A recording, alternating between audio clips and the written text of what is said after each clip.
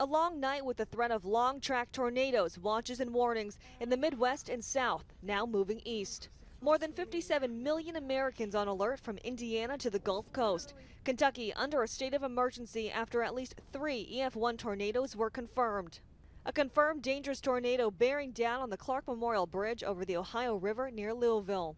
That is a tornado on the ground. There is no doubt about that. These are winds in excess of 100 miles per hour. Winds howling through the doors at the University of Kentucky. Watch again as that student is knocked over. ABC's Trevor Alt just across the river from Kentucky in Cincinnati, Ohio. And they have just sounded the tornado alarms here in Cincinnati with these storms moving in. There's a tornado warning in Kentucky right on the other side of the river over here. And there's a threat of long-track tornadoes heading into the night. At least 4 reported tornadoes overnight in Missouri and Oklahoma. The damage apparent in Illinois. Drone video showing southern Illinois roiled by storms, leaving major damage behind. It wouldn't surprise me it's a few miles long. And this is very typical. A lot of roof damage, a lot of tree damage, twisting and turning of the debris.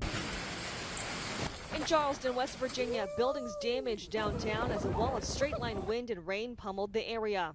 The wild weather now moving east as far as Virginia and the Carolinas. Flooding threats up the eastern seaboard from Washington, D.C. to New York and Boston. Jacqueline Lee, ABC News, Los Angeles.